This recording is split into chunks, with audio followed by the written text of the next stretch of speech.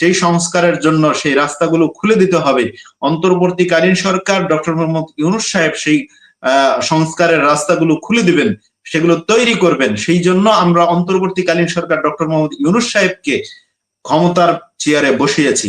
ফেরেস্তা হিসেবে কোন ধরনের গুনাহ নাই, যেহেতু সেই গুনাহবিহীন একজন ফেরেস্তা সরকার আমরা বসিয়েছি, যে একটা রাষ্ট্রকে সঠিকভাবে পরিচালনার জন্য, একটা নির্বাচিত সরকারকে ক্ষমতায় আনার জন্য কতটুকু যৌক্তিক সংস্কার প্রয়োজন, ঠিক ততটুকুই যৌক্তিক সংস্কার আমরা চাই। তাকে সময় দিয়েছি।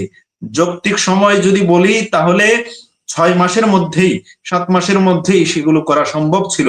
অন্তর্বর্তীকালীন সরকার এখনো পর্যন্ত সেগুলো কাজ করে শেষ করতে পারেন নাই। তার যে অতিরিক্ত সময়টুকু লাগছে সেটাও আমরা সহনশীল ভাবে সেই সময়টুকু দিতে আমরা আগ্রহী। আওয়ামী লীগ যতটুকু তাদের ইচ্ছামতো পরিবর্তন করেছে সেইটুকু এই সরকার পরিবর্তন করতে পারবে, তাহলে আমি বলবো এই সরকারের অথরিটি সেটা নাই। আগামীতে জাতির জন্য আপনারা কি করতে চান? আপনাদের মূল যে কিছু প্ল্যান থাকে, উদ্দেশ্য থাকে একটা রাজনৈতিক দলের, সেই কি উদ্দেশ্য আছে এই জাতির প্রতি আপনাদের? জাতিকে কি পরিবর্তন করতে চান আপনারা আগামীতে?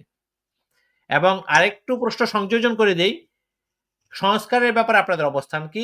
এটাও পরিষ্কার করবেন। আমি সুস্পষ্টভাবে কয়েকবার বলেছি, আমি কয়েক টক শোতেও বলেছি, আপনার এখানেও বলেছি যে আমরা যৌক্তিক সংস্কার চাই। কতটুকু যৌক্তিক সংস্কার চাই সেটুকু স্পষ্টভাবেই বলেছি, যে একটা রাষ্ট্রকে সঠিকভাবে পরিচালনার জন্য, একটা নির্বাচিত সরকারকে ক্ষমতায় আনার জন্য কতটুকু যৌক্তিক সংস্কার প্রয়োজন, ঠিক ততটুকুই যৌক্তিক সংস্কার আমরা চাই। আওয়ামী লীগ যতটুকু তাদের ইচ্ছামতো পরিবর্তন করেছে সেইটুকু এই সরকার পরিবর্তন করতে পারবে, তাহলে আমি বলবো এই সরকারের অথরিটি সেটা নাই। আপনি যদি সংবিধান অনুযায়ী দেখেন, একটা পার্লামেন্ট প্রয়োজন, আইন ব্যবস্থা, সংবিধান ব্যবস্থা, সেগুলো সংস্কারের প্রয়োজনের জন্য আপনি যদি সেগুলো করতে চান, অবশ্যই একটা পার্লামেন্টের প্রয়োজন আছে। সেই পার্লামেন্ট তৈরি করতে হবে এবং বাকি সংস্কারগুলো করতে হবে। সেই সংস্কারের জন্য সেই রাস্তাগুলো খুলে দিতে হবে। অন্তর্বর্তীকালীন সরকার ডক্টর মোহাম্মদ ইউনূস সাহেব সেই সংস্কারের রাস্তাগুলো খুলে দিবেন, সেগুলো তৈরি করবেন। সেই জন্য আমরা অন্তর্বর্তীকালীন সরকার ডক্টর মোহাম্মদ ইউনূস সাহেবকে ক্ষমতার চেয়ারে বসিয়েছি। ফেরেস্তা হিসেবে কোন ধরনের গুনাহ নাই, যেহেতু সেই গুনাহবিহীন একজন ফেরেস্তা সরকার আমরা বসিয়েছি। যেহেতু একটা আওয়ামী লীগ গুনাহগার পাপী সরকার, সেই সরকারকে আমরা ক্ষমতা থেকে হটিয়েছি, একটা ফেরেস্তা সরকার বসিয়েছি জনগণের সেই আশা আকাঙ্ক্ষা পূরণ করবার জন্য। জনগণ যে 17টি বছর তাদের অধিকার থেকে বিচ্যুত ছিল, তাদের অধিকার হরণ হয়েছিল, বাক স্বাধীনতা হারিয়েছিল, চিকিৎসার অধিকার হারিয়েছিল, সামগ্রিকভাবে সকল তাদের যে মৌলিক অধিকার ছিল, সকল অধিকার থেকে তারা বঞ্চিত ছিল।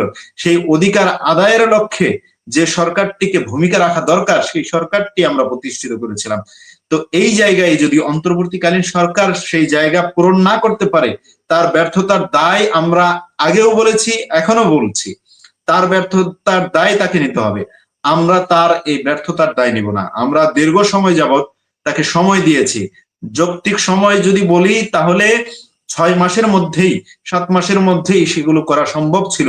অন্তর্বর্তীকালীন সরকার এখনো পর্যন্ত সেগুলো কাজ করে শেষ করতে পারেন নাই। তার যে অতিরিক্ত সময়টুকু লাগছে সেটাও আমরা সহনশীল ভাবে সেই সময়টুকু দিতে আমরা আগ্রহী। তবে সেই সময়টুকু যদি অতিবাহিত হয়ে যায়, তার পরবর্তীতে আমরা দেশের জনগণ এটা সম্মিলিতভাবে কি সময়টা দিব কিনা, সেটা অবশ্যই পরবর্তী পদক্ষেপে আপনারা সেটি বুঝতে পারবেন।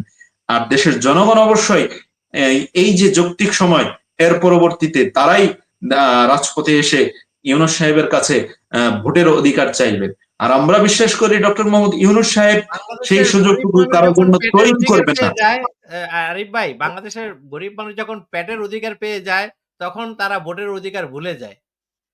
এবং পেটের অধিকার, বাংলাদেশের মানুষ পেটের অধিকার পেলে ভুলে যায় না, যখন তাদের ভাতের অধিকার থাকে, পাশাপাশি বাক স্বাধীনতার অধিকার চায়, চিকিৎসার অধিকার চায়, আইন যথাযথ আইনের শাসনের অধিকার চায়।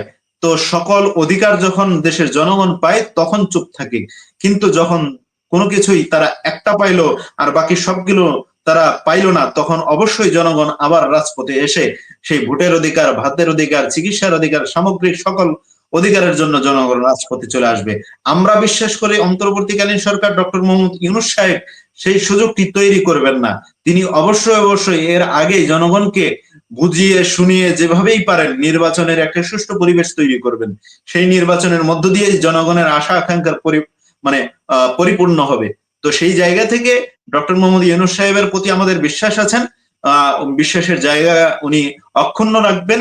এবং এছাড়াও যারা ইতিমধ্যেই আমরা দেখতে পেরেছি দ্বিমত পোষণ করেছিলেন, তারা আস্তে আস্তে বুঝতে পারছেন যে আমরা আসলে কিসের কথাগুলো বলছি, কোন জায়গা থেকে আমরা যৌক্তিক মনে করছি, আমাদের কথাগুলো আমরা যে ভোট চাচ্ছি, নির্বাচনের চাচ্ছি, কেন চাচ্ছি, এই বিষয়গুলো ওনারা যখন উপলব্ধি করতে পারছে, তখন আমাদের কথার সাথে ওনারাও একমত পোষণ করতে শুরু করেছেন।